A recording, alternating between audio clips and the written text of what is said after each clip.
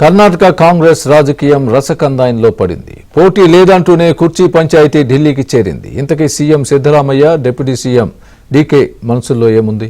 నాయకత్వ మార్పుపై అధిష్టానం ఏం తేల్చబోతోంది? సీఎం మార్పు ఊహాగానాలు నిజంగా నిజమవుతాయా? సిద్ధరామయ్య 2.5 ఏళ్ల పాలన దగ్గర పడుతూ ఉండడంతో మళ్లీ సీఎం మార్పు అంశం ఇప్పుడు వేడెక్కుతోంది.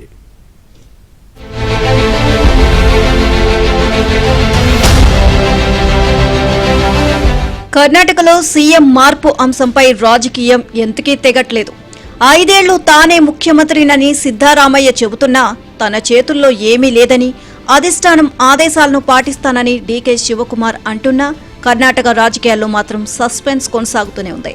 అటు ముఖ్యమంత్రి పదవి మార్పుపై ప్రచారం జరుగుతున్న నేపథ్యంలో ఈ పంచాయతీ కాస్త ఢిల్లీకి చేరడం మరింత ఆసక్తికరంగా మారింది. ముఖ్యమంత్రి సిద్ధరామయ్య, ఉప ముఖ్యమంత్రి డీకే శివకుమార్ ఇద్దరూ ఒకేసారి హస్తినలో పర్యటించడం సరికొత్త ఊహాగానాలకు తావిచ్చింది.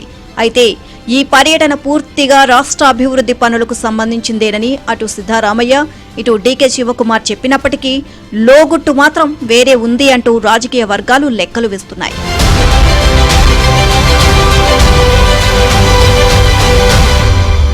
ఐదేళ్ల పాటు తానే ముఖ్యమంత్రిగా ఉంటానని కర్ణాటక సీఎం సిద్ధరామయ్య ఇటీవల తేల్చి చెప్పారు.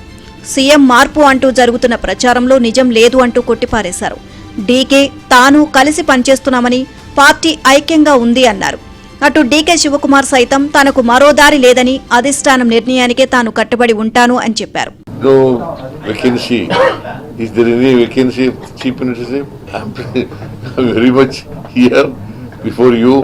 I am the Chief Minister of Karnataka. I have to stand by him, I support him, and I don't have any objection to it. Whatever the party recommends and whatever it decides, it will be fulfilled. I don't want to discuss anything. All lakhs of workers have supported this party. It is not only DK. అయితే బయటికి ఎవరు ఏం మాట్లాడినప్పటికీ లోపల మాత్రం CM కుర్చీ మార్పుపై మల్లగుల్లాలు జరుగుతున్నట్లు వార్తలు వినిపిస్తున్నాయి. 2023 అసెంబ్లీ ఎన్నికల్లో విజయానంతరం చెరో 2.5 ఏళ్లు సీఎంగా ఉండేందుకు సిద్ధు, డీకే మధ్య అవగాహన కుదిరింది అన్న ప్రచారం మొదటి నుంచి జరుగుతోంది.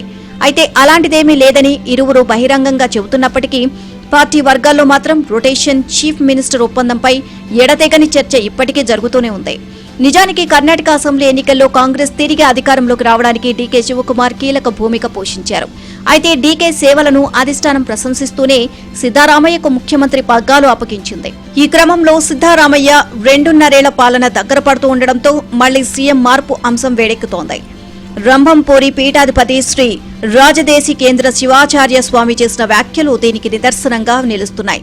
ఇటీవల శివాచార్య స్వామితో కలిసి డీకే ఓ కార్యక్రమంలో పాల్గొన్నారు. 2023 ఎన్నికల తర్వాత శివకుమార్ కు ఉన్నత పదవి దక్కాల్సి ఉందని, ఎన్నికల్లో పార్టీ విజయానికి ఆయన ఎంతగా కృషి చేశారో రాష్ట్ర ప్రజలకు తెలుసు అంటూ వ్యాఖ్యానించారు. దీంతో డీకేకు సీఎం ఛాన్స్ పై మరోసారి తీవ్ర చర్చ జరిగింది. శివాచార్య స్వామి మాటలపై తీవ్ర చర్చ జరగడంపై స్పందించిన డీకే ఆశపడడంలో తప్పులేదుగా అంటూ కీలక వ్యాఖ్యలు చేశారు. కార్యకర్తలు, ప్రజలు, మఠాధిపతులకు తమ తమ సొంత అభిష్టాలు ఉంటాయని, వారి ఆశలు, ఆకాంక్షలను తాను తప్పుపట్టట్లేదు అన్నారు. కానీ తామంతా కలిసికట్టుగా పార్టీని నిర్మించామని, పార్టీకి తాము క్రమశిక్షణ కలిగిన సైనికులమని, పార్టీ నిర్ణయాన్ని అనుసరిస్తామని అన్నారు. ఇలాంటి సమయంలో డీకే బుధవారం ఢిల్లీలో కాంగ్రెస్ సీనియర్ నాయకురాలు ప్రియాంక గాంధీని కలుసుకున్నారు. కర్ణాటకలో సీఎం మార్పు అంశంపై కొద్ది రోజులుగా పార్టీలో రాజకీయాలు వేడెక్కుతున్న నేపథ్యంలో వీరిద్దరి భేటీకి ప్రాధాన్యం ఏర్పడింది. అయితే సిద్ధరామయ్యను గద్దె దించితే పార్టీ 2గా చీలిపోతుందని అధిష్టానం భయపడుతోంది. అందుకే ఆయన కొనసాగించాలి అనే వైఖరిలోనే ఉంది.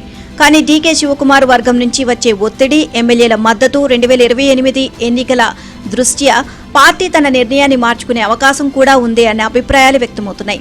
ఈ నేపథ్యంలో కర్ణాటక రాజకీయం మున్ముందు ఎలాంటి మలుపులు తిరుగుతుందో అన్నది ఇప్పుడు ఆసక్తికరంగా మారింది.